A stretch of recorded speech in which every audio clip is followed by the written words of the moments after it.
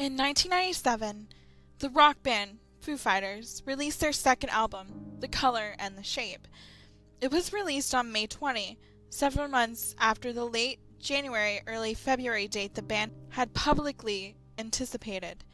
Such delays in release dates are very common in the music industry, and this particular case didn't appear to be anything unusual. No reason was given for the delay, but they almost never are, and no one questioned it. It is notable that while it is officially the band's second album, The Color and the Shape was in fact their first album as an actual band, as Dave Grohl had recorded their first album, Foo Fighters, entirely by himself 2 years earlier. The new album consisted of 13 tracks. According to some sources close to the band, there had originally been intended to be 14, but the 14th track was removed shortly before its eventual release. Such last-minute decisions are also very common in the industry, and no reason was given, nor sought, for this. The album went on to be a success for the band with several million copies sold. It was well received by the critics and included several successful chart singles.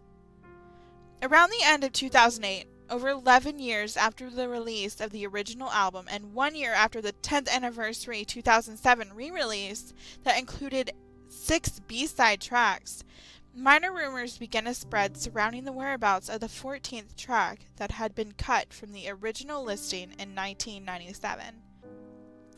Initially, many had assumed it was among the 6 B-sides included in the 2007 re-release, but word began to spread it was not.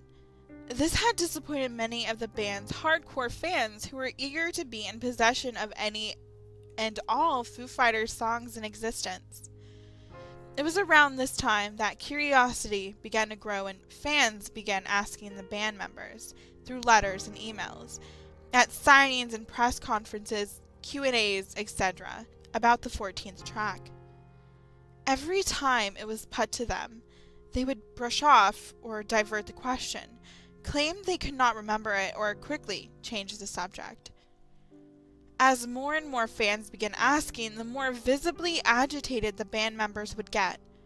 At one particular sign-in in April 2008, it was reported that after several fans had asked Dave Grohl directly about the track, Grohl suddenly burst out of his chair and walked out of the signing area, visibly distressed, following shortly by the other band members.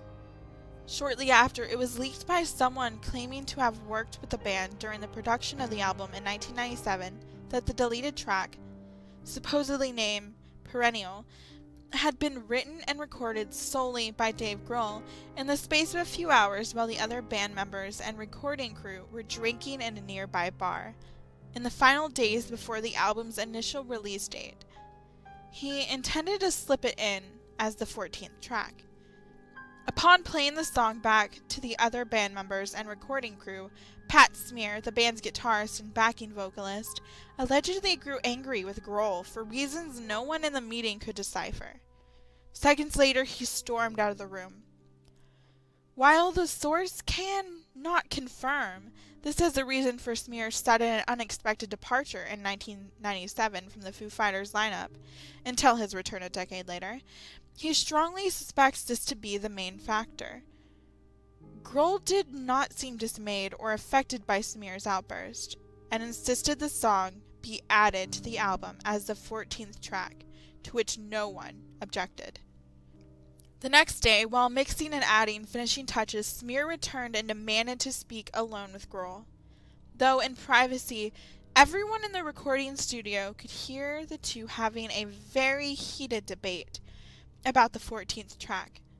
Smear was heard multiple times roaring something about how Grohl had blatantly stole one of Kurt's most private songs, and how Grohl knew how much that song meant to him, to which Grohl repeatedly relayed his indifference. After a few minutes, Smear barged out of the studio and didn't come back. Grohl, visibly agitated, remained at the studio for a bit before leaving to cool off. The next day, Grohl was visibly hungover, possibly still drunk, entered the studio and attempted to start mixing through the tracks. He was angry, disheveled, looking and was acting confused. Eventually, the other band members and the studio executives ordered him to leave the studio until he was cleaned up and sober. He disappeared for a few days after this, to the point where the others had to go look for him, eventually finding him in a dirty motel room, drunk and babbling something about how he was keeping the 14th track and how Kurt didn't scare him. After some harsh words from his band members, he told them he would get some sleep and be back at the studio the next morning with a clear head. He didn't return as he said, this time disappearing for nearly 2 weeks without a trace. The others continued with their work in the studio, though by now Pat Smear had quit the band and had told them he didn't care what they did to the album. 2 weeks later, the band members reported they had gotten strange phone calls from Grohl, all on the same night. They each reported that he sounded terrified and incoherent, stopping in mid-sentence as if to yell at someone or something next to him. Not one of them could make out what he was trying to say and eventually had to hang up on him.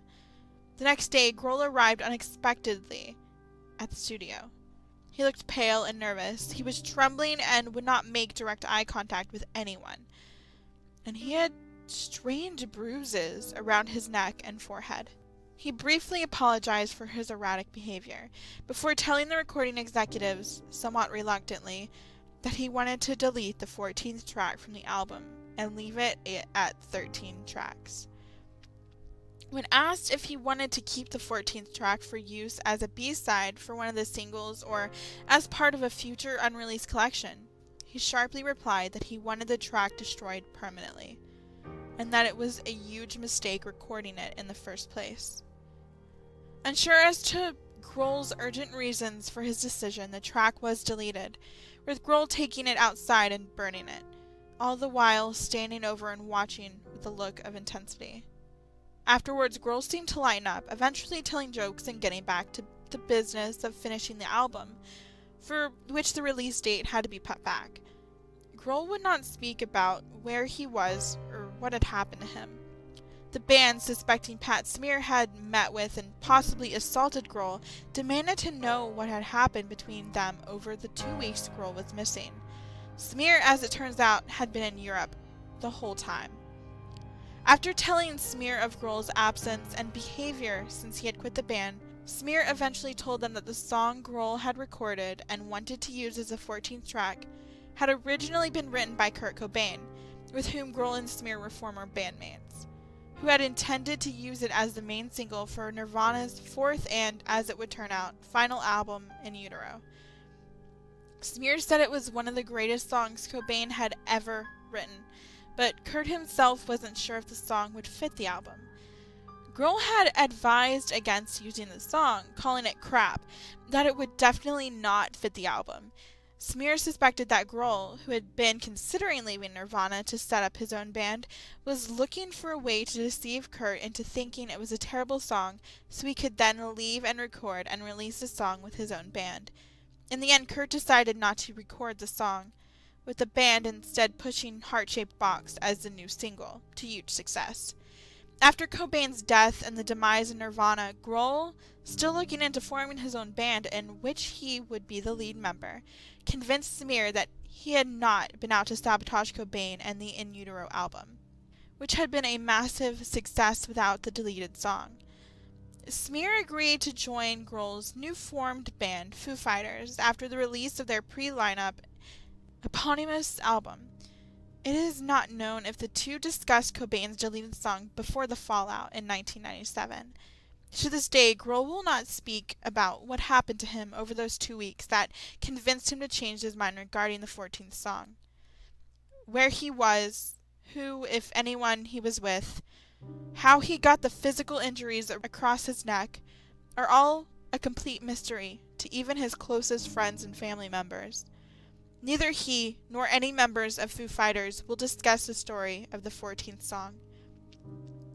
Although the source confirms that he saw Grohl destroy the track himself, making it impossible for it to still exist and have been included in the album, it has allegedly appeared as the 14th track of some CDs bought on the day of its release in 1997, with some people not involved in the song's production or privy to any information therein, apparently able to rehearse it lyric by lyric themselves, though he has only heard this through word of mouth and has not personally met anyone who can rehearse the song.